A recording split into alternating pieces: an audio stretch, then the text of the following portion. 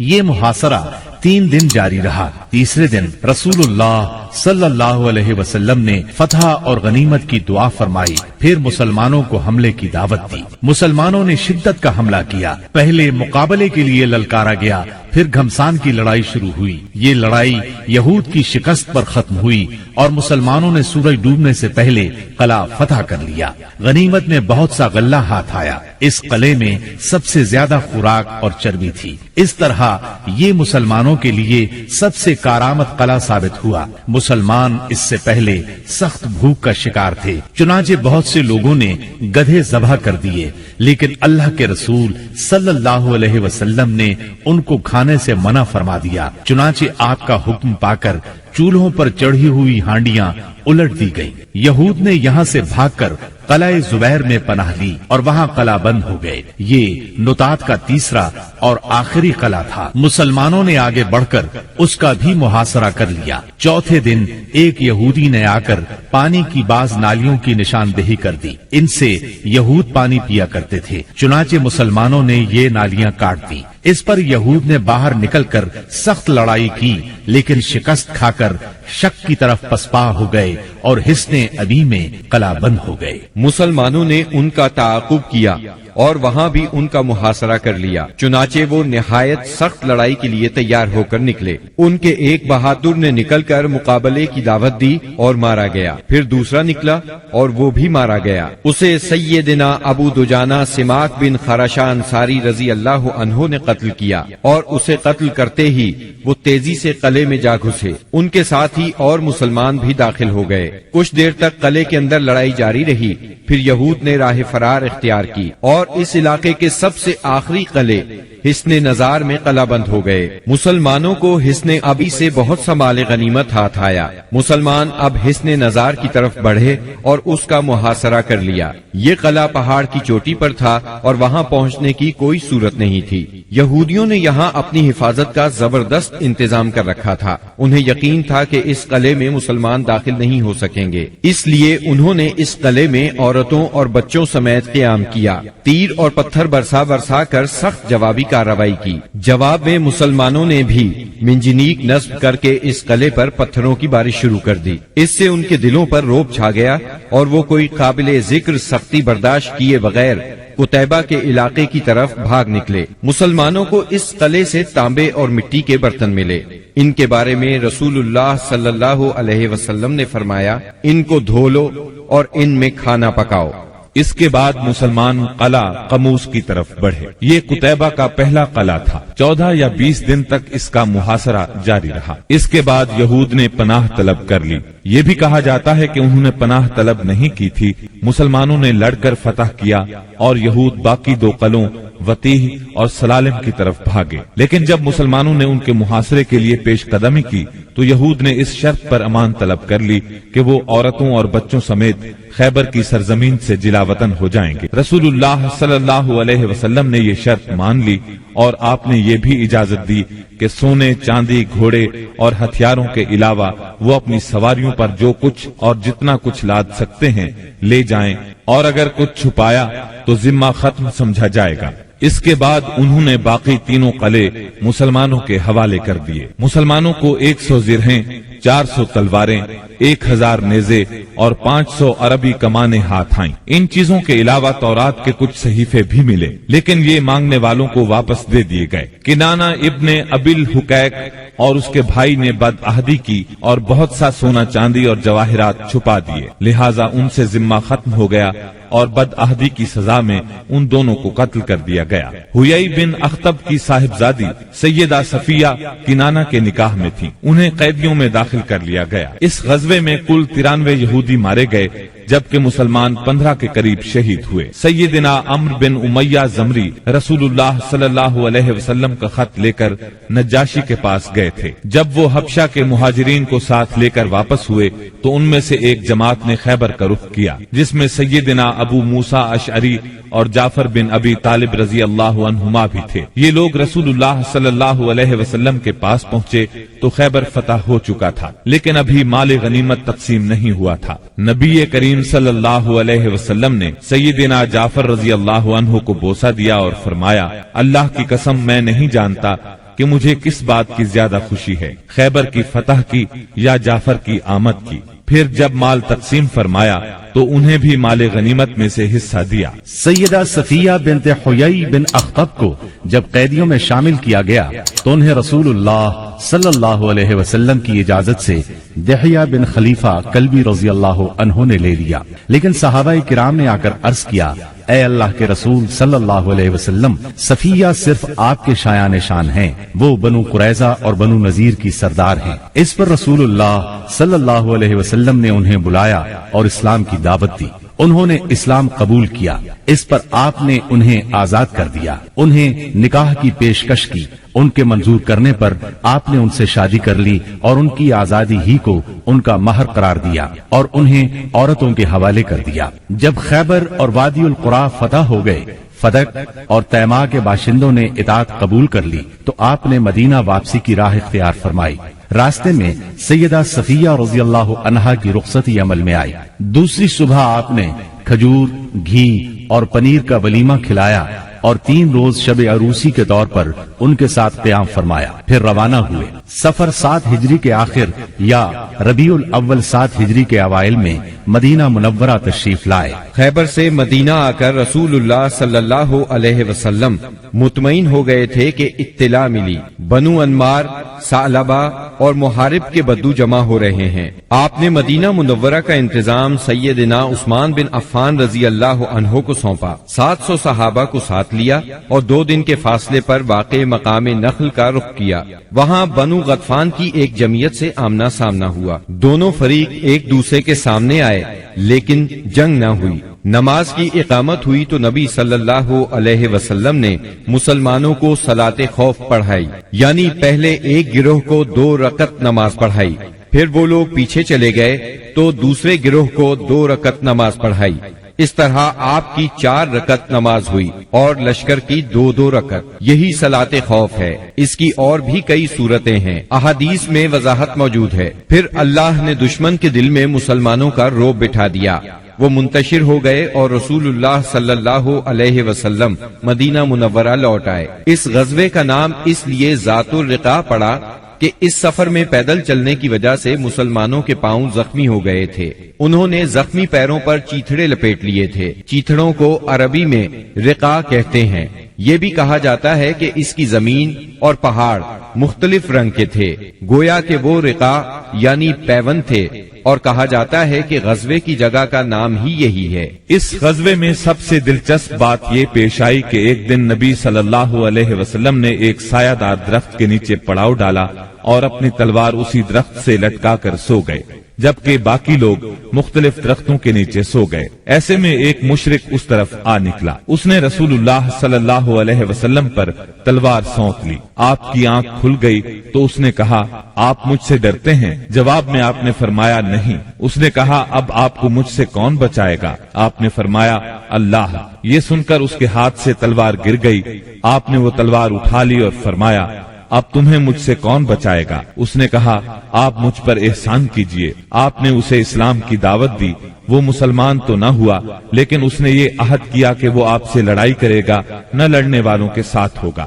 آپ نے اسے چھوڑ دیا۔ اس نے اپنی قوم میں واپس جا کر کہا، میں تمہارے پاس سب سے اچھے انسان کے پاس سے آ رہا ہوں۔ صلح حدیبیہ کے بعد کفار مکہ سے اور فتح خیبر کے بعد یہود کی طرف سے اطمینان ہوا تو نبی کریم صلی اللہ علیہ وسلم نے ہمسایہ ملکوں کے بادشاہوں اور سلاطین کے نام خطوط لکھ کر اسلام کی دعوت دی۔ آپ نے روم کے بادشاہ قیصر، مصر کے شاہ مقوقس، شام کے غسانی بادشاہ حارث بن ابی شمر، یمامہ کے حاکم حوزہ اور عمان کے حاکم کے پاس اپنے سفیروں کے ذریعے سے دعوتی خطوط ارسال فرمائے۔ ان خطوط کی عبارت نہایت مختصر اور سادہ ہوتی تھی، مثلا بسم اللہ الرحمن الرحیم۔ یہ خط محمد بن عبداللہ کی طرف سے ہے جو اللہ کا بندہ اور رسول ہے، تمہیں دین اسلام کی طرف دعوت دیتا ہے۔ اگر تم نے انکار کیا تو تمہاری قوم بھی ہدایت سے محروم رہے گی، اس لیے قوم کی گمراہی کی ذمہ داری بھی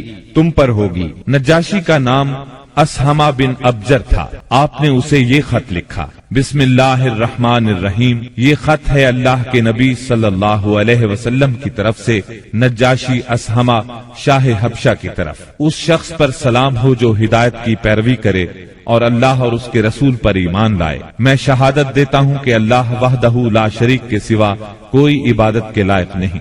उसने किसी को अपनी बीवी बनाया न लड़का, और मैं इसकी भी शहादत देता हूँ कि मुहम्मद उसका बंदा और रसूल है। और मैं तुम्हें इस्लाम की दावत देता हूँ क्योंकि मैं उसका रसूल हूँ, लिहाजा इस्लाम ले आओ, सलामत रहोगे। ए अहले किताब, एक ऐसी बात की तरफ आओ जो हमारे और तुम्हारे दरमियान बराबर है, वो ये कि हम अल्लाह के सिवा किसी और की इबादत न करें, उसके साथ किसी को शरीक न ठहराएं, और हम में से बाज को अल्लाह के सिवा रब न बनाए। बस अगर वो मुंह मोड़ें तो कह दो कि गवाह रहो हम मुसलमान हैं। अगर तुमने ये दावत कबूल न की तो तुम पर अपनी कौम के नसारा का गुनाह होगा। ये खत आपने सैयदना अम्र बिन उमैया जमरी रजी अल्लाह अन्हु के हाथ 6 हिजरी के अखीर या 7 हिजरी के शुरू में रवाना किया। नज्जाशी को जब ये खत मिला तो उसने आंखों से लगाया, तख्त से उतर आया और सैयदना जाफर रजी अल्लाह अन्हु के हाथ पर इस्लाम कबूल कर लिया। नबी सल्लल्लाहु अलैहि वसल्लम को अपनी बैत के मुतालिक खत लिखा और उम्मुल मोमिनीन उम्मे हबीबा बिनते अबी सुफियान रजी अल्लाह अन्हा की शादी नबी सल्लल्लाहु अलैहि वसल्लम से कर दी और उन्हें अपनी तरफ से 400 दीनार महर दिया। फिर उन्हें और मुहाजिरीन हबशा को अम्र बिन उमैया जमरी के साथ 2 कश्तियों में रवाना किया। वो उन्हें लेकर उस वक्त पहुंचे जब खैबर फतह हो चुका था और आप अभी वहीं थे। इस नज्जाशी ने रजब 9 हिजरी में वफात पाई। नबी सल्लल्लाहु अलैहि वसल्लम ने उसी रोज उनकी वफात की इत्तला सहाबा किराम रजी अल्लाह अन्हुम को दी और उनकी गायबाना नमाज जनाजा पढ़ी। मुक़ौक़स शाह इस्कंदरिया और मिस्र के नाम आपने जो खत लिखा उसके अल्फाज ये हैं, बिस्मिल्लाहिर्रहमानिर्रहीम, अल्लाह के बंदे और उसके रसूल मोहम्मद सल्लल्लाहु अलैहि वसल्लम की तरफ से मुक़ौक़स सरबराह क़िब्त की जानिब, उस पर सलाम जो हिदायत की पैरवी करे। अम्मा बाद, मैं तुम्हें इस्लाम की दावत देता हूँ, इस्लाम ले आओ, सलामत रहोगे। इस्लाम ले आओ, अल्लाह तुम्हें दोहरा अज्र देगा। लेकिन अगर तुमने मुंह मोड़ा तो तुम पर अहले क़िब्त का भी गुनाह होगा। और ए अहले किताब, ऐसी बात की तरफ आओ जो हमारे और तुम्हारे दरमियान बराबर है, वो ये कि हम अल्लाह के सिवा किसी की इबादत न करें और उसके साथ किसी को शरीक न ठहराएं, और हम में से बाज को अल्लाह के सिवा रब न बनाए। बस अगर वो मुंह मोड़ें तो कह दो तुम गवाह रहो कि हम मुसलमान हैं। ये खत आपने हातिब बिन अबी बलता रज़ी अल्लाह अन्हो के हाथ भेजा। उन्होंने मुक़ौक़स से गुफ्तगू की, उसे खत दिया। मुक़ौक़स ने उनकी इज्जत अफजाई की और खत को हाथी दांत के डब्बे में रखकर उस पर मोहर लगाई और उसे महफूज कर लिया और नबी सल्लल्लाहु अलैहि वसल्लम को जवाब लिखा और उसमें इकरार किया कि एक नबी बाकी रह गए हैं और मैं समझता था वो मुल्क शाम से निकलेंगे। बस उसने ये जवाब दिया, मुसलमान नहीं हुआ। तोहफे में सैयदा मारिया और सैयदा सीरीन रजी अल्लाह अन्हुमा 2 लौंडियां भेजी। उन दोनों का क़िब्त में बहुत मकाम था। कुछ कपड़े और एक खच्चर भी हदिये के तौर पर भेजे। उस खच्चर का नाम दुलदुल था। नबी सल्लल्लाहु अलैहि वसल्लम ने मारिया को अपने लिए मुंतखब फरमाया और सीरीन को सैयदना हस्सान बिन साबित रजी अल्लाह अन्हु के लिए हिबा कर दिया। खच्चर को भी आपने अपनी सवारी के लिए पसंद फरमाया। आपने एक खत शाह फारिस खुसरो परवेज के नाम लिखा। आपने उसे लिखा, बिस्मिल्लाहिर्रहमानिर्रहीम, मुहम्मद रसूलुल्लाह सल्लल्लाहु अलैहि वसल्लम की तरफ से किसरा वाली फारिस की जानिब, उस शख्स पर सलाम जो हिदायत की पैरवी करे और अल्लाह और उसके रसूल पर ईमान लाए और गवाही दे कि अल्लाह के सिवा कोई इबादत के लायक नहीं, वो तन्हा है, उसका कोई शरीक नहीं, और मुहम्मद सल्लल्लाहु अलैहि वसल्लम उसके बंदे और रसूल हैं। मैं तुम्हें अल्लाह की तरफ बुलाता हूँ क्योंकि मैं तमाम इंसानों की जानिब अल्लाह का भेजा हुआ हूँ, ताकि जो शख्स जिंदा है उसे अंजाम बद से डराया जाए और काफिरों पर हक बात साबित हो जाए, यानी हुज्जत तमाम हो जाए। बस तुम इस्लाम ले आओ, सालिम रहोगे। اگر اس سے انکار کرو گے تو تم پر مجوس کا گناہ بھی ہوگا۔ یہ خط آپ نے سیدنا عبداللہ بن حذافہ سہمی رضی اللہ عنہ کے ذریعے بھیجا اور انہیں حکم دیا کہ اس کو عظیم بحرین کے حوالے کر دیں اور سربراہ بحرین اسے کسرا کے حوالے کرے گا۔ جب یہ خط کسرا کے سامنے پڑھا گیا تو اس نے خط کو پھاڑ ڈالا اور کہا، میری رعایا میں سے ایک حقیر غلام اپنا نام مجھ سے پہلے لکھتا ہے۔ رسول اللہ صلی اللہ علیہ وسلم کو اس کی خبر ہوئی تو آپ نے فرمایا، اس نے میرے خط کو پھاڑا، اللہ اس کی بادشاہت کو پارا پارا کرے۔ اور پھر وہی ہوا جو آپ نے فرمایا تھا، چنانچہ اس کے لشکر نے رومیوں کے مقابلے میں بدترین شکست کھائی۔ پھر خسرو کے بیٹے شیرویہ نے اس کے خلاف بغاوت کی، اسے قتل کر دیا اور خود بادشاہ بن بیٹھا۔ اس کے بعد وہاں ٹوٹ پھوٹ کا ایک سلسلہ چل نکلا، یہاں تک کہ سیدنا عمر فاروق رضی اللہ عنہ کے دور میں اسلامی لشکر نے اس ملک کو فتح کیا اور یہ بادشاہت ہمیشہ کے لیے ختم ہو گئی۔ آپ نے ایک خط حارث بن ابی شمر غسانی کے نام لکھا، یہ قیصر کی طرف سے دمشق کا امیر تھا۔ اس کے نام آپ نے جو خط لکھا وہ یہ تھا، بسم اللہ الرحمن الرحیم، محمد رسول اللہ صلی اللہ علیہ وسلم کی طرف سے حارث بن ابی شمر کی طرف، اس پر سلام جو ہدایت کی پیروی کرے اور اللہ پر ایمان لائے اور تصدیق کرے۔ میں تجھے دعوت دیتا ہوں کہ اللہ وحدہ لا شریک پر ایمان لیا، تیرے لیے تیرا ملک باقی رہے گا۔ آپ نے یہ خط قبیلہ اسد بن خزیمہ سے تعلق رکھنے والے ایک صحابی شجاع بن وہب اسدی رضی اللہ عنہ کے ہاتھ بھیجا۔ حارث کو خط ملا، پڑھ کر بولا، کون ہے جو مجھ سے میرا ملک چھینے گا؟ اس کے بعد اس نے مسلمانوں سے جنگ کی تیاری شروع کر دی اور شجاع بن وہب اسدی رضی اللہ عنہ سے کہا، جو کچھ دیکھ رہے ہو اپنے صاحب کو اس کی خبر کر دینا۔ پھر اس نے قیصر سے جنگ کی اجازت چاہی، مگر قیصر نے اسے اس ارادے سے باز رکھا۔ تب اس نے شجاع بن وہب کو تحائف دے کر رخصت کیا اور رخصت کرتے وقت اچھا سلوک کیا۔ آپ نے ایک خط بصرہ کے امیر کے نام لکھا، اسے اسلام کی دعوت دی اور سیدنا حارث بن عمیر ازدی رضی اللہ عنہ کے ہاتھ روانہ فرمایا۔ سیدنا حارث جنوبی اردن کے علاقے بلقا کے ایک مقام موتا میں پہنچے تو شرابیل بن عمر غسانی نے ان کا سامنا کیا اور انہیں شہید کر دیا۔ قاصدوں کے سلسلے میں یہ سب سے سخت ظالمانہ قدم تھا۔ ان کے سوا نبی صلی اللہ علیہ وسلم کا کوئی قاصد قتل نہیں کیا گیا۔ آپ نے اس پر سخت غم و غصے کا اظہار فرمایا اور یہی واقعہ بعد میں غزوہ موتا کا سبب بنا۔ اس کا ذکر آگے آئے گا۔ جب ذیقات کا چاند طلوع ہو گیا تو نبی صلی اللہ علیہ وسلم نے صحابہ کرام رضی اللہ عنہم کو حکم دیا کہ اپنے عمرے کی قضا کے طور پر عمرہ کریں اور کوئی بھی آدمی حدیبیہ میں حاضر تھا پیچھے نہ رہے۔ چنانچہ اس مدت میں جو لوگ شہید ہو چکے تھے انہیں چھوڑ کر بقیہ سب لوگ روانہ ہوئے اور اہل حدیبیہ کے سوا کچھ اور لوگ بھی عمرہ کرنے کے لیے ہمراہ نکلے۔ اس طرح تعداد 2000 ہو گئی۔ رسول اللہ صلی اللہ علیہ وسلم نے اس موقع پر ابو رحم غفاری رضی اللہ عنہ کو مدینے میں اپنا جانشین مقرر کیا، 60 اونٹ ساتھ لیے اور ناجیہ بن جندب اسلمی کو ان کی دیکھ بھال کا کام سونپا۔ رسول اللہ صلی اللہ علیہ وسلم مکے میں داخلے کے وقت اپنی قصوہ نامی اونٹنی پر سوار تھے۔ مسلمانوں نے تلواریں حمائل کر رکھی تھی اور رسول اللہ صلی اللہ علیہ وسلم کو گھیرے میں لیے ہوئے لبیک پکار رہے تھے۔ مشرکین جبکہ مسلمانوں کا تماشا دیکھنے کے لیے گھروں سے نکل کر کعبے کے شمال میں واقع قیقیان پہاڑ پر جا بیٹھے تھے، انہوں نے آپس میں باتیں کرتے ہوئے کہا تھا کہ تمہارے پاس ایک ایسی جماعت آ رہی ہے جسے یثرب کے بخار نے توڑ ڈالا ہے۔ اس لیے نبی صلی اللہ علیہ وسلم نے حکم دیا کہ وہ پہلے 3 پھیروں میں کندھوں کو ہلاتے ہوئے دوڑ کر چلیں تاکہ کفار کو معلوم ہو جائے مسلمان کمزور نہیں ہوئے۔ اس طرح چلنے کو رمل کہتے ہیں۔ یہ سنت آج تک قائم ہے اور قیامت تک قائم رہے گی۔ اہل مکہ نے اگرچہ معاہدے کی روح سے عمرے کی اجازت دے دی تھی لیکن تھے وہ بہت طیش میں۔ روسائے قریش نے تو شہر کو خالی ہی کر دیا تھا اور کعبے کے شمال میں واقع پہاڑ قیقیان پر چلے گئے تھے۔ رسول اللہ صلی اللہ علیہ وسلم کو دیکھنے کے لیے مشرکین نے لائن لگا رکھی تھی۔ آپ مسلسل لبیک پکار رہے تھے یہاں تک کہ آپ نے چھڑی سے حجر اسود کو چھوا، پھر آپ نے طواف کیا اور صحابہ کرام کرام نے بھی طواف کیا۔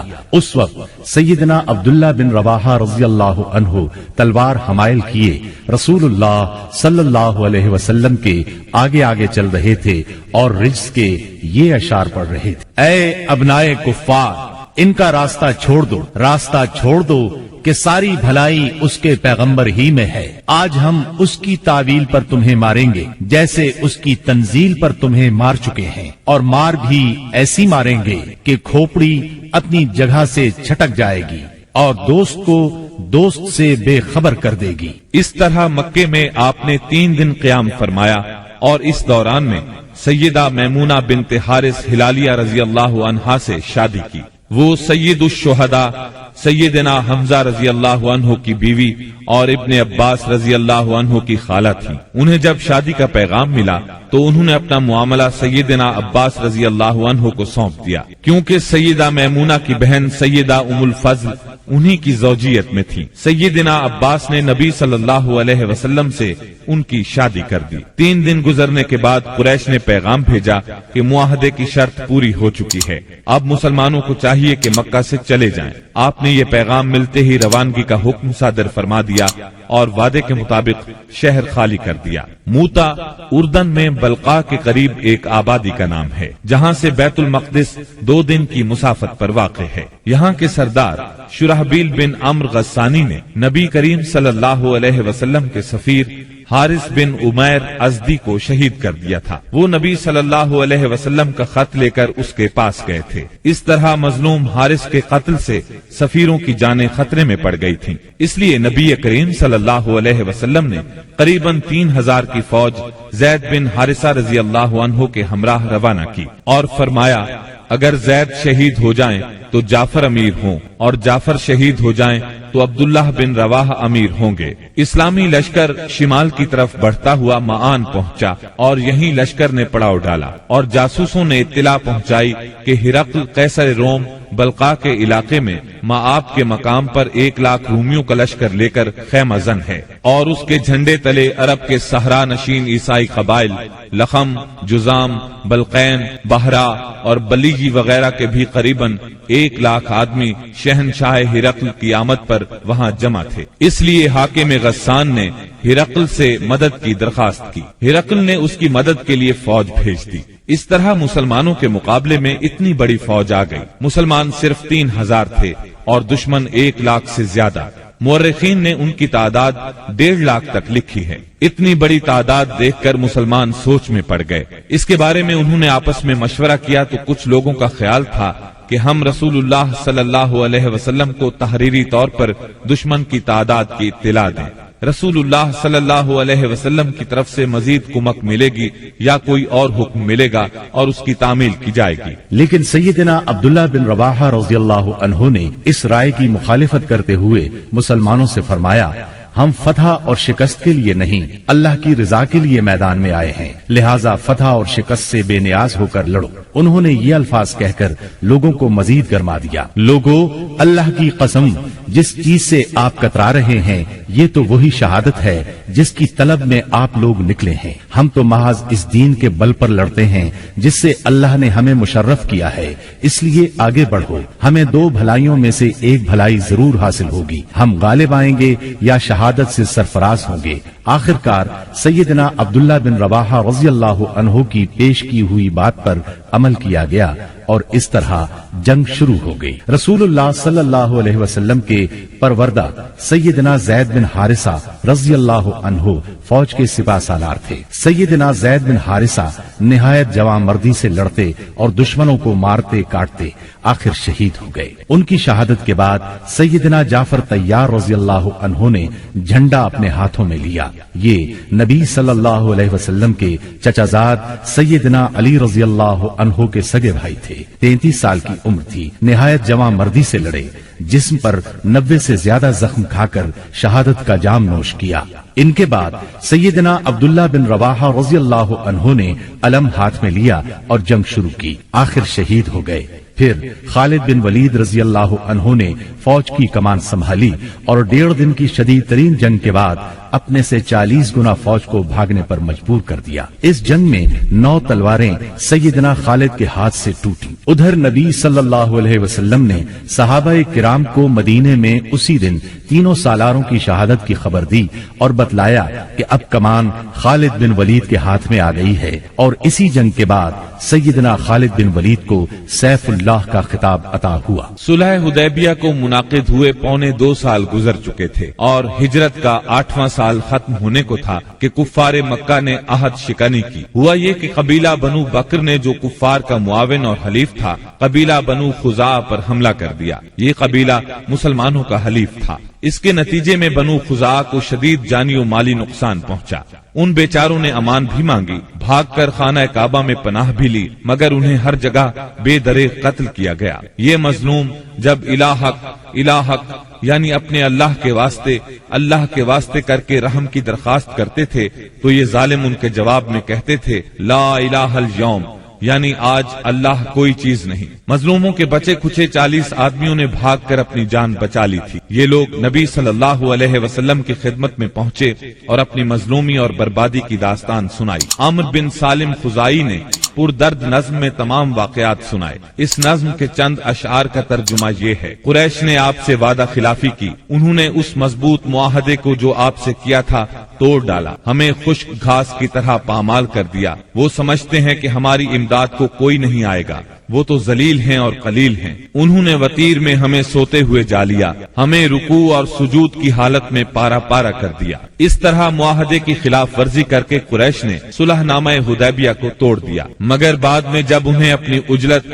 اور عاقبت نااندیشی کا خیال آیا تو رسول اللہ صلی اللہ علیہ وسلم کی خدمت میں ابو سفیان کو معاہدے کی تجدید کے لیے بھیجا، لیکن یہ ایک سیاسی چال تھی۔ رسول اللہ صلی اللہ علیہ وسلم نے انہیں کوئی جواب نہ دیا۔ ان حالات میں اس کے سوا کوئی چارہ نہ تھا کہ کفار کی سازشوں کے اس مرکز کو ہمیشہ کے لیے بند کر دیا جائے تاکہ کفار کو مسلمانوں کی طاقت کا صحیح اندازہ ہو جائے اور وہ سازش کرنے کی جرأت نہ کر سکیں، نہ فساد اور لڑائی پر آمادہ ہوں۔ چنانچہ رسول اللہ صلی اللہ علیہ وسلم 10,000 صحابہ کرام کے ساتھ ہجرت کے 8ویں سال رمضان المبارک میں مکے کی طرف روانہ ہوئے۔ جب مکہ چند میل کے فاصلے پر رہ گیا تو آپ نے صحابہ کے ساتھ پڑاؤ کیا اور حکم دیا کہ سب لوگ الگ الگ آگ روشن کریں تاکہ کفار مکہ کو مسلمانوں کی کثرت تعداد کا اندازہ ہو سکے اور ناحق خون ریزی نہ ہو۔ یہ نہایت مناسب اور کارگر ترکیب تھی جو اللہ تعالیٰ نے اپنے نبی صلی اللہ علیہ وسلم کو سجھائی تھی۔ اس منظر کا مکے کے کافروں پر بڑا اثر ہوا اور اس قدر روب بیٹھا کہ انہوں نے اس موقع پر جنگ کے بارے میں سوچا تک نہیں۔ راستے ہی میں اس وقت اسلام کے سب سے بڑے دشمن ابو سفیان نبی کریم صلی اللہ علیہ وسلم کی خدمت میں حاضر ہوئے اور اسلام قبول کیا۔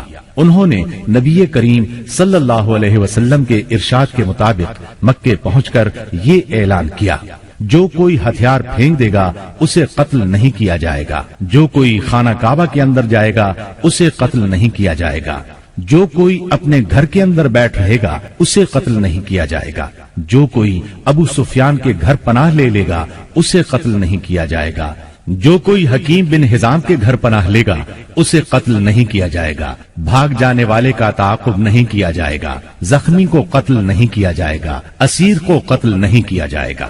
منگل 17 رمضان المبارک کی صبح رسول اللہ صلی اللہ علیہ وسلم مکے کی طرف روانہ ہوئے۔ آپ نے سیدنا عباس رضی اللہ عنہ کو حکم دیا کہ ابو سفیان کو وادی کے تنگ نائے پر پہاڑی ناکے کے پاس روکے رکھیں تاکہ وہاں سے گزرنے والی اللہ کی فوجوں کو دیکھ سکیں۔ سیدنا عباس نے ایسا ہی کیا۔ قبائل اپنے اپنے پرچم لیے وہاں سے گزرنے لگے۔ جب کوئی قبیلہ گزرتا تو ابو سفیان پوچھتے: عباس یہ لوگ کون ہیں؟ جواب میں سیدنا عباس رضی اللہ عنہ کہتے: بنو فلاں، مثلا یہ بنو سلیم ہیں۔ یہاں تک کہ انصار کا دستہ گزرا جس کا پرچم سیدنا سعد بن عبادہ رضی اللہ عنہ کے ہاتھ میں تھا۔ انہوں نے کہا: ابو سفیان آج خون ریزی اور مار دھاڑ کا دن ہے، آج کعبہ حلال کیا جائے گا۔ ابو سفیان بولے: عباس پامالی کا دن مبارک ہو۔ پھر رسول اللہ صلی اللہ علیہ وسلم اپنے سبز دستے میں تشریف لائے۔ آپ مہاجرین اور انصار کے درمیان میں تھے۔ یہاں صرف لوہے کی باڑ دکھائی پڑ رہی تھی۔ ابو سفیان نے کہا: سبحان اللہ، عباس یہ کون لوگ ہیں؟ سیدنا عباس رضی اللہ عنہ نے کہا: یہ انصار اور مہاجرین کے ساتھ रसूल सल्लल्लाहु अलैहि वसल्लम हैं। अबू सुफियान बोले, भला इनसे महाज आराई की किसे ताकत है? तुम्हारे भतीजे की बादशाहत तो बहुत जबरदस्त हो गई है। सैयदना अब्बास रजी अल्लाह अन्हु ने कहा, ये बादशाहत नहीं नुबुव्वत है। अबू सुफियान बोले, आप ठीक कहते हैं। फिर उन्होंने रसूलुल्लाह सल्लल्लाहु अलैहि वसल्लम को सैयदना साद रजी अल्लाह अन्हु की बात बताई।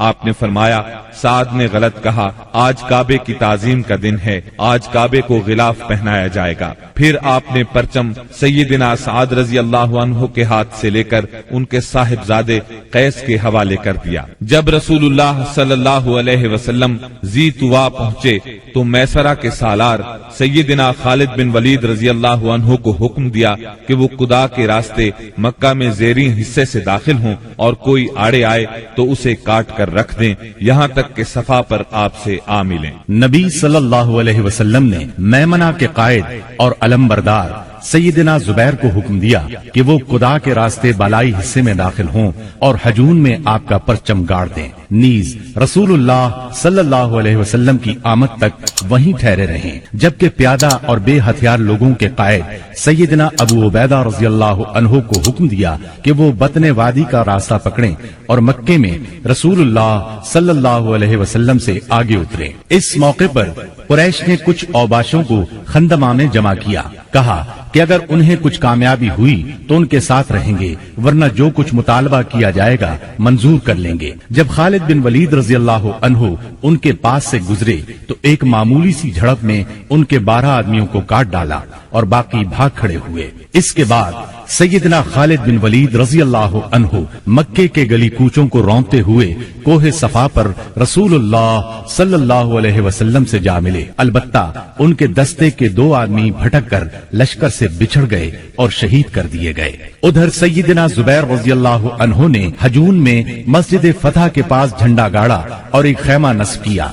उसमें उम्मे सलमा और सैयदा मैमूना रज़ी अल्लाह अन्हुमा ने क़याम किया और वहीं ठहरी रहीं, यहाँ तक कि रसूलुल्लाह सल्लल्लाहु अलैहि वसल्लम तशरीफ ले आए। थोड़ी देर आराम फरमाया, फिर आगे बढ़े। उस वक्त अबू बकर सिद्दीक रज़ी अल्लाह अन्हु आपके साथ थे और बातें कर रहे थे। फिर आप सूरह फतह की तिलावत करते हुए मुहाजिरीन और अंसार के जिलों में मस्जिद हराम के अंदर दाखिल हुए। हजर अस्वद को चूमा, बैतुल्लाह का तवाफ किया। आप हालत इहराम में नहीं थे। उस वक्त बैतुल्लाह के गिर्द 360 बुत थे। आप सल्लल्लाहु अलैहि वसल्लम एक लकड़ी से उन बुतों को कचोके लगाते जा रहे थे और फरमाते जाते थे, हक आ गया और बातिल चला गया, यकीनन बातिल जाने ही वाला है। हक आ गया और बातिल की चलत फिरत खत्म हो गई। आप बुतों को हल्की सी जरब लगाते जा रहे थे और बुत गिरते जा रहे थे। जब आप तवाफ से फारिग हो गए तो सैयदना उस्मान बिन तलहा रजी अल्लाह अन्हु को बुलाकर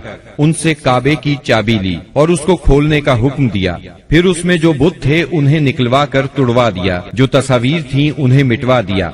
इसके बाद आप सैयदना उसामा बिन जैद और सैयदना बिलाल रजी अल्लाह अन्हुम के साथ अंदर दाखिल हुए और दरवाजा बंद कर लिया। फिर दरवाजे के मुकाबिल की दीवार के रुख से 3 हाथ के फासले पर खड़े हुए अपने बाएं 1 सुतून, दाएं 2 सुतून और पीछे 3 सुतून किए और 2 रकत नमाज पढ़ी। फिर बैतुल्लाह में घूमकर उसके अतराफ में अल्लाह की तकबीर और तौहीद के अल्फाज कहे। इसके बाद आपने दरवाजा खोला। कुरैश मस्जिद हराम में सफ़ें लगाते खचाखच भरे थे। आपने दरवाजे के दोनों बाजू पकड़कर एक बलीग खुतबा दिया जिसमें इस्लाम के बहुत से अहकाम बयान फरमाए, जाहिलियत के उमूर को साकित किया और उसकी नखवत के खात्मे का ऐलान किया। फिर फरमाया, कुरैश के लोगों, तुम्हारा क्या ख्याल है, मैं तुम्हारे साथ क्या सलूक करने वाला हूँ? उन्होंने जवाब दिया, आप करीम भाई हैं और करीम भाई के साहिबजादे हैं। आपने इरशाद फरमाया, ला तस्रीब अलैकुमुल यौम इज़हबू फअंतुमुत तुलका। आज के दिन तुम पर कोई सरजनिश नहीं, जाओ तुम सब आजाद हो।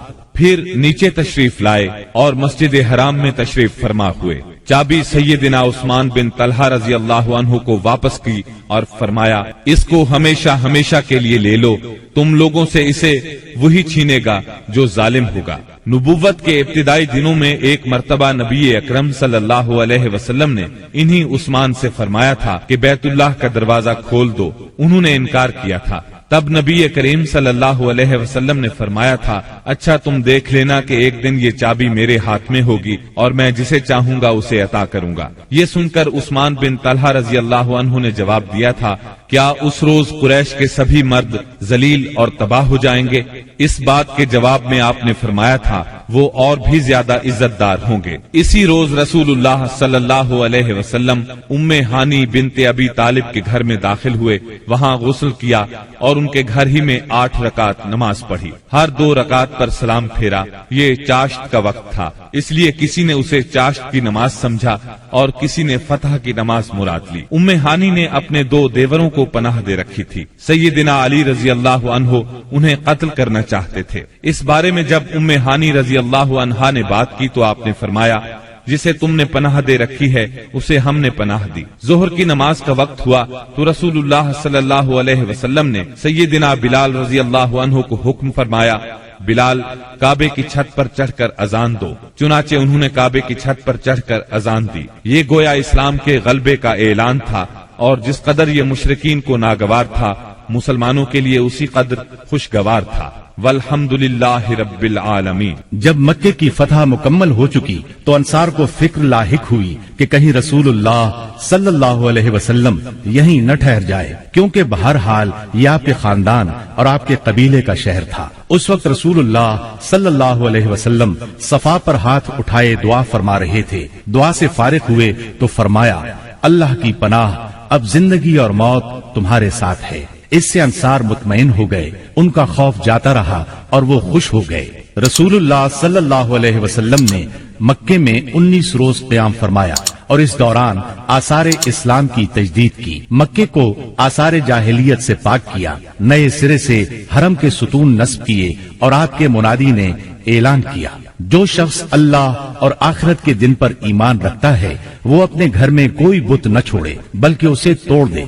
25 रमजानुल मुबारक को रसूलुल्लाह सल्लल्लाहु अलैहि वसल्लम ने 30 सवारों के साथ सैयदना खालिद बिन वलीद रजी अल्लाह अन्हु को उज्जा और उसका बुतखाना ढाने के लिए नखला रवाना किया। सैयदना खालिद बिन वलीद ने जाकर उसको ढा दिया। ये मुशरिकीन का सबसे बड़ा बुत था। फिर आपने रमजान ही में सैयदना अम्र बिन आस रजी अल्लाह अन्हु को सुवा नामी बुत ढाने के लिए रवाना किया। ये हुजैल का सबसे बड़ा बुत था। इसका स्थान मक्के से शिमाल मशरिक में 150 किलोमीटर के फासले पर रहात नामी मकाम पर था। सैयदना अम्र ने जाकर उसको ढाया।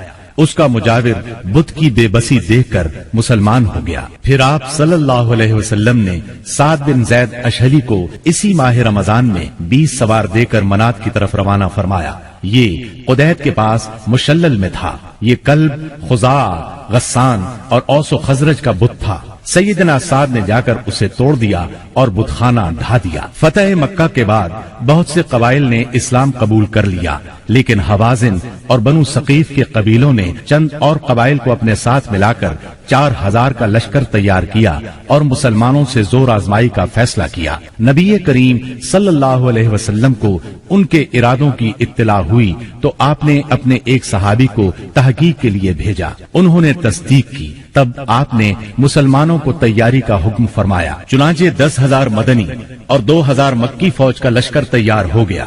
बाज लोगों ने लश्कर की कसरत के पेश नजर कहा, आज हम मगलूब नहीं होंगे।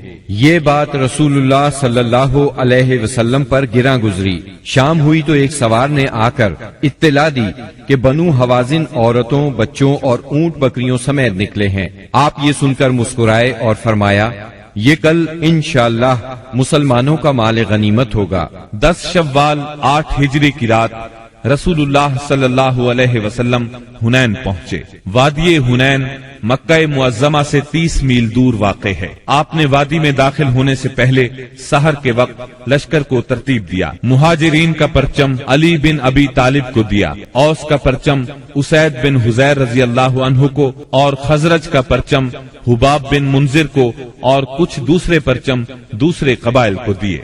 2 जिरहें पहनी, सर और चेहरे पर खौद रखा। इसके बाद हरावल दस्ते ने वादी में उतरना शुरू किया। उसे छुपे हुए दुश्मन की मौजूदगी का इल्म नहीं था। अभी वो उतर ही रहा था कि अचानक दुश्मन ने टिड्डी दल की तरह तीरों की बारिश कर दी। फिर दुश्मन मुसलमानों पर टूट पड़ा। इस अचानक हमले से हरावल दस्ते में इंतशार फैल गया। उसमें मौजूद मुसलमानों के पांव उखड़ गए। जो लोग पीछे थे वो भी उन्हीं के साथ हो लिए। जहां तक रसूलुल्लाह सल्लल्लाहु अलैहि वसल्लम का ताल्लुक है तो न सिर्फ ये कि आप चंद अंसार और मुहाजिरीन के साथ अपनी जगह पर साबित कदम रहे, बल्कि आप दुश्मन की तरफ बढ़ने के लिए अपने खच्चर को एड़ लगाते और फरमाते जा रहे थे, अनन नबिय्यु ला कज़िब अना इब्नु अब्दिल मुत्तलिब, मैं नबी हूँ, झूठा नहीं, मैं अब्दुल मुत्तलिब का फर्जंद हूँ। सैयदिना अब्बास रजी अल्लाह अन्हु ने आपके हुक्म पर मुहाजिरीन और अंसार को आवाज दी। ये आवाज सुनते ही हर तरफ से मुसलमान रसूलुल्लाह सल्लल्लाहु अलैहि वसल्लम के गिर्द जमा होने लगे और अल्लाह ने अपने रसूल और मुसलमानों पर सकीनत तारी कर दी और अनदेखा लश्कर उतारा। चुनाचे मुसलमानों ने पलट कर हमला कर दिया और धुआंधार जंग शुरू हो गई। ऐसे में अल्लाह के रसूल सल्लल्लाहु अलैहि वसल्लम ने फरमाया, अब चूल्हा गर्म हो गया है। फिर आपने एक मुट्ठी में मिट्टी लेकर उनके चेहरों पर मारी और फरमाया, शाहतिल वुजूह, चेहरे बिगड़ जाएं। इस मिट्टी से उनकी आंखें भर गईं। इसके बाद उनकी धार कुंद और उनका काम पिछड़ता चला गया, यहाँ तक कि वो परागंदा होकर भाग निकले और मुसलमानों ने मारते काटते उनका पीछा किया। चुनाचे औरतों और बच्चों को पकड़ लिया और बहुत से फौजियों को गिरफ्तार कर लिया। उस दिन सैयदना खालिद बिन वलीद रजी अल्लाह अन्हो को भी बहुत जख्म आए। उधर रसूलुल्लाह सल्लल्लाहु अलैहि वसल्लम के साथ अल्लाह की इनायत देखकर बहुत से मुशरिकीन मुसलमान हो गए। मुशरिकीन भागे तो 3 गिरोहों में तकसीम हो गए। सबसे बड़ा गिरोह ताइफ की तरफ भागा, दूसरे गिरोह ने नखला का रुख किया और तीसरे गिरोह ने औतास में मोर्चाबंदी की। आपने औतास में अबू मूसा अशअरी रजी अल्लाह अन्हो के चचा अबू आमिर अशअरी रजी अल्लाह अन्हो को सहाबा की एक जमात के साथ भेजा। उन्होंने दुश्मनों को मार काट और भगाकर सारे माल गनीमत पर कब्जा कर लिया। अलबत्ता अबू आमिर अशअरी रजी अल्लाह अन्हो खुद इस मारके में शहीद हो गए और उनकी जगह अबू मूसा अशअरी रजी अल्लाह अन्हो ने संभाली और कामयाब व कामरान लौटे। दूसरी तरफ मुसलमानों की एक जमात ने नखला भागने वालों का ताक़ुब किया। दुरैद बिन सिम्मा को जा पकड़ा और उसे कत्ल कर दिया। रसूलुल्लाह सल्लल्लाहु अलैहि वसल्लम ने माले गनीमत और कैदियों को जमा करने का हुक्म दिया। इसकी कुल तादाद ये थी, ऊंट करीबन 24,000, बकरियां 40,000 से ज्यादा, चांदी 4,000 उकिया यानी 1,60,000 दिरहम, औरतें और बच्चे 6,000। इन सब को जेराना में जमा करके सैयदना मसऊद बिन अम्र गिफारी रजी अल्लाह अन्हो को उनका निगरान मुकर्रर फरमाया। इसके बाद आपने ताइफ की तरफ तवज्जो फरमाई। आप खुद उस सम्त में बढ़े। ताइफ मक्का से 60 मील के फासले पर एक सरसब्ज पहाड़ के दामन में वाक़ है। आपने ताइफ का मुहासरा कर लिया। ये मुहासरा 20 दिन तक जारी रहा, लेकिन शहर फतह न हो सका। मुहासरा छोड़कर आप जेराना के मकाम पर तशरीफ लाए। यहाँ माले गनीमत जखीरा किया गया था। रसूलुल्लाह सल्लल्लाहु अलैहि वसल्लम ताइफ से जेराना वापस आकर 10 दिन से ज्यादा ठहरे रहे। माले गनीमत तकसीम न फरमाया। आपको इंतजार था कि हवाज़िन तौबा करके आ जाएं और अपने माल और कैदी वापस ले जाएं, लेकिन जब वो न आए तो आपने माले गनीमत में से खुम्स यानी 5वां हिस्सा निकाला और तालीफ कल्ब के लिए कमजोर इस्लाम वालों को अता फरमाया। कुछ ऐसे लोगों को भी दिया जो अभी तक मुसलमान नहीं हुए थे, ताकि उनकी नजरों में इस्लाम महबूब हो जाए। अंसार को रसूलुल्लाह सल्लल्लाहु अलैहि वसल्लम के इस फेल पर हैरत हुई कि आपने तालीफ कुलूब की खातिर अंदाजे से बढ़कर अतिये दिए और अंसार को कुछ न दिया। चुनाचे बाज अंसार ने कहा, ये कैसी ताज्जुब की बात है कि आप कुरैश को दे रहे हैं और हमें छोड़ रहे हैं, हालांकि हमारी तलवारों से उनका खून टपक रहा है। ये बात अंसार के रईस सैयदना साद बिन उबादा रज़ियल्लाहु अन्हु ने आप तक पहुंचाई। आपने सिर्फ अंसार को जमा फरमाया, अल्लाह की हम्दो सना की, फिर अल्लाह ने आप पर जो एहसान किया था उसका जिक्र किया। इसके बाद फरमाया, अंसार के लोगों, तुम अपने जी में दुनिया की एक हकीर सी घास के लिए नाराज हो गए। इसके जरिए से मैंने लोगों का दिल जोड़ा था ताकि वो मुसलमान हो जाएं और तुम्हें तुम्हारे इस्लाम के हवाले कर दिया था। ऐ अंसार, क्या तुम इससे राजी नहीं कि लोग ऊंट बकरियां ले जाएं और तुम रसूलुल्लाह सल्लल्लाहु अलैहि वसल्लम को लेकर अपने डेरों पर जाओ? उस जात की कसम जिसके हाथ में मोहम्मद की जान है, अगर हिजरत न होती तो मैं भी अंसार का एक फर्द होता, और अगर सारे लोग एक राह चलें और अंसार दूसरी राह, تو میں بھی انصار ہی کی راہ چلوں گا۔ اے اللہ انصار پر رحم فرما، انصار کے بیٹوں پر رحم فرما اور انصار کے پوتوں پر رحم فرما۔ اس پر لوگ اس قدر روئے کہ داڑھیاں تر ہو گئیں اور کہنے لگے ہم راضی ہیں کہ ہمارے حصے اور نصیب میں رسول اللہ صلی اللہ علیہ وسلم ہوں۔ اس کے بعد رسول اللہ صلی اللہ علیہ وسلم واپس آ گئے اور انصار بھی واپس ہو گئے۔ بنی سعد کے ایک سردار زہیر نے آگے بڑھ کر عرض کیا، بنی سعد سے آپ کا رضاعت یعنی دودھ کا رشتہ ہے اور وہ آپ سے مہربانی کی امید رکھتے ہیں۔ اس پر آپ نے عبد المطلب کی اولاد کے حصے کے غلام اور باندیاں آزاد کر دی۔ جب مسلمانوں کو اس کا علم ہوا تو انہوں نے بھی ایسا ہی کیا۔ اس طرح 6000 قیدیوں کو رہائی مل گئی۔ مال غنیمت کی تقسیم سے فارغ ہو کر رسول اللہ صلی اللہ علیہ وسلم نے عمرے کا احرام باندھا۔ یہی عمرہ جعرانہ ہے۔ عمرے سے فارغ ہو کر مدینہ واپسی کی راہ لی اور ذیقعد میں 6 دن یا 3 دن باقی تھے جب آپ مدینہ منورہ پہنچے۔ محرم 9 ہجری میں مدینہ منورہ خبر پہنچی کہ بنو تمیم قبائل کو جزیہ نہ دینے پر اکسا رہے ہیں۔ رسول اللہ صلی اللہ علیہ وسلم نے عیینہ بن حصن فزاری کی قیادت میں 50 سواروں کا ایک دستہ بھیجا۔ انہوں نے صحرا میں حملہ کر کے ان کے 11 آدمی، 21 عورتیں اور بچے گرفتار کر لیے اور انہیں مدینہ لے آئے۔ اس کے بعد بنو تمیم کے 10 سردار آئے اور شاعری اور خطابت کے مقابلے کی خواہش ظاہر کی۔ چنانچہ ان کے خطیب اتارد بن حاجب نے خطبہ دیا۔ اس کا جواب سیدنا ثابت بن قیس رضی اللہ عنہ نے دیا۔ پھر ان کے شاعر زبرقان بن بدر نے اشعار کہے۔ جواب میں سیدنا حسان بن ثابت رضی اللہ عنہ نے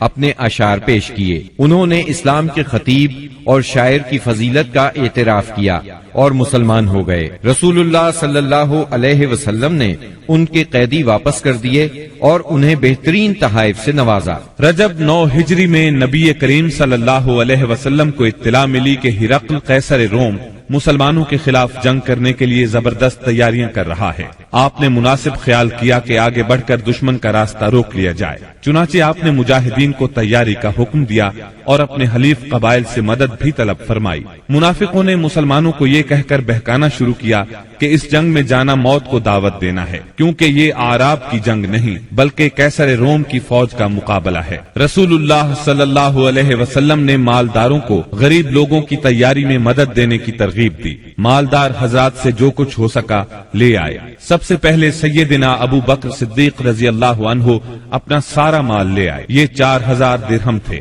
رسول اللہ صلی اللہ علیہ وسلم نے پوچھا اپنے اہل کے لیے بھی کچھ باقی چھوڑا ہے؟ سیدنا ابو بکر صدیق رضی اللہ عنہ نے جواب میں عرض کیا ان کے لیے اللہ اور اس کے رسول کو چھوڑا ہے۔ سیدنا عمر رضی اللہ عنہ اپنا آدھا مال لائے۔ سیدنا عثمان بن عفان رضی اللہ عنہ کے متعلق کہا جاتا ہے کہ انہوں نے 10,000 دینار، پالان اور کجاوے سمیت 300 اونٹ اور 50 گھوڑے دیے۔ اس پر نبی کریم صلی اللہ علیہ وسلم نے ان کے بارے میں فرمایا آج کے بعد عثمان جو بھی کریں انہیں نقصان نہیں ہوگا۔ اس کے بعد عثمان رضی اللہ عنہ نے پھر صدقہ کیا، پھر اور صدقہ کیا، یہاں تک کہ ان کے صدقے کی مقدار نقدی کے علاوہ 900 اونٹ اور 100 گھوڑے تک جا پہنچی۔ سیدنا عبد الرحمن بن عوف رضی اللہ عنہ 200 اوقیہ یعنی 8000 درہم کے برابر چاندی لائے۔ سیدنا عباس رضی اللہ عنہ بہت سا مال لائے۔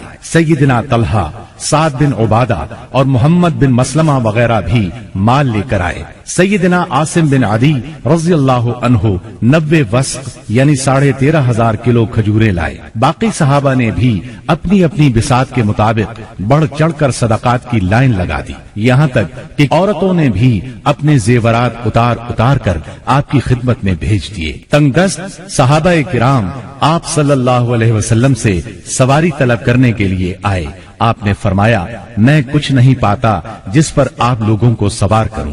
وہ اس حالت میں واپس لوٹے کہ ان کی آنکھیں آنسو بہا رہی تھیں، اس لیے کہ وہ کچھ خرچ کرنے کو بھی نہ پا سکے۔ چنانچہ ان حضرات کو سیدنا عباس اور سیدنا عثمان رضی اللہ عنہما نے تیار کیا۔ نبی کریم صلی اللہ علیہ وسلم نے مدینہ منورہ کا انتظام محمد بن مسلمہ کو سونپا۔ بال بچوں پر سیدنا علی رضی اللہ عنہ کو مقرر فرمایا۔ خود لشکر لے کر تبوک کی طرف روانہ ہوئے۔ تبوک شام کی سرحد پر واقع ہے۔ نبی کریم صلی اللہ علیہ وسلم نے سب سے بڑا علم سیدنا ابو بکر صدیق رضی اللہ عنہ کے سپرد کیا اور پھر ہر قبیلے کا جھنڈا اس کے سردار کے حوالے کیا۔ غرض اسلام کا یہ لشکر 14 دن میں تبوک پہنچ گیا۔ جب قیصر روم ہرقل کو مسلمانوں کے جوش، جذبے اور تیاری کی اطلاع ملی تو اس نے جنگ کا ارادہ ترک کر دیا۔ آپ نے 20 روز وہاں قیام فرمایا۔ اسی مقام پر قیصر روم کے ماتحت حکام نے آپ سے امان طلب کر کے جزیہ دینا قبول کیا۔ اس کے بعد لشکر اسلام جنگ کے بغیر اپنا مقصد حاصل کر کے واپس لوٹ آیا۔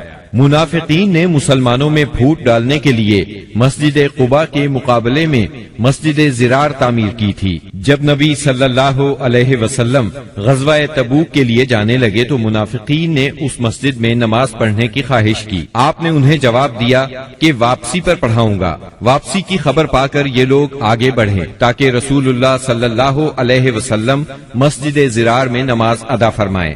اس وقت اللہ تعالیٰ نے وحی نازل فرمائی اور اپنے رسول کو مسجد زرار کی حقیقت سے آگاہ فرمایا۔ یہ ذکر سورہ توبہ کی آیات 107 اور 108 میں آیا ہے۔ وحی آنے پر رسول اللہ صلی اللہ علیہ وسلم نے منافقین کی تعمیر کردہ مسجد کو گروا دیا، اس کا تمام سامان جلوا دیا۔ 9 ہجری میں چند واقعات تاریخی نوعیت کے پیش آئے۔ تبوک سے واپسی کے بعد اویمر اجلانی اور ان کی بیوی کے درمیان لعان ہوا۔ غامدیہ نامی ایک عورت آپ کی خدمت میں حاضر ہوئی، اس نے بدکاری کا اقرار کیا۔ آپ نے اسے رجم کرنے کا حکم فرمایا، لیکن وہ بچے کی ماں بننے والی تھی، لہٰذا بچے کی پیدائش کے بعد رجم کیا گیا۔ اسحمہ نجاشی شاہ حبشہ نے وفات پائی اور رسول اللہ صلی اللہ علیہ وسلم نے ان کی غائبانہ نماز جنازہ ادا فرمائی۔ نبی صلی اللہ علیہ وسلم کی صاحبزادی ام کلثوم رضی اللہ عنہا کی وفات ہوئی۔ ان کی وفات پر آپ کو سخت غم ہوا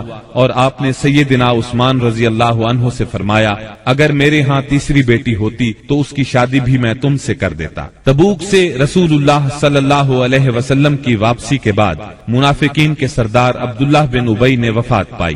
رسول اللہ صلی اللہ علیہ وسلم نے اس کے لیے دعائے مغفرت کی۔ سیدنا عمر رضی اللہ عنہ نے آپ سے عرض کیا، آپ اس کی نماز جنازہ نہ پڑھیں، لیکن آپ نے نماز پڑھی۔ بعد میں وحی نازل ہوئی، اس میں سیدنا عمر رضی اللہ عنہ کی رائے کی تائید نازل ہوئی۔ رسول اللہ صلی اللہ علیہ وسلم اور مسلمانوں کو منافقین کی نماز جنازہ پڑھنے سے روک دیا گیا۔ اس سال کے دوران میں حج فرض ہوا۔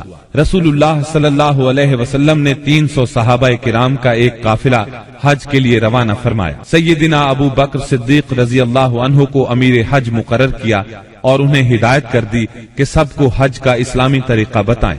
سیدنا ابو بکر صدیق رضی اللہ عنہ کی روانگی کے بعد سورہ برات یعنی سورہ توبہ کی ابتدائی آیات نازل ہوئیں، جس میں ان تمام مشرکین سے عہد توڑنے کا حکم تھا جنہوں نے اپنے عہد کی پاسداری نہیں کی تھی، اور ان کو اور ان لوگوں کو جن کا سرے سے کوئی عہد ہی نہیں تھا 4 مہینے کی مہلت دی گئی تھی کہ اس دوران میں جس طرح چاہیں زمین میں گھوم پھر لیں، تاکہ انہیں معلوم ہو جائے کہ وہ اللہ کو بے بس نہیں کر سکتے، اور یہ کہ اللہ کافروں کو رسوا کر کے رہے گا۔ البتہ جو مشرکین اپنے عہد پر قائم تھے اسے توڑا نہیں تھا اور مسلمانوں کے خلاف کسی کی مدد نہیں کی تھی، ان کا عہد پورا کرنے کا حکم دیا گیا۔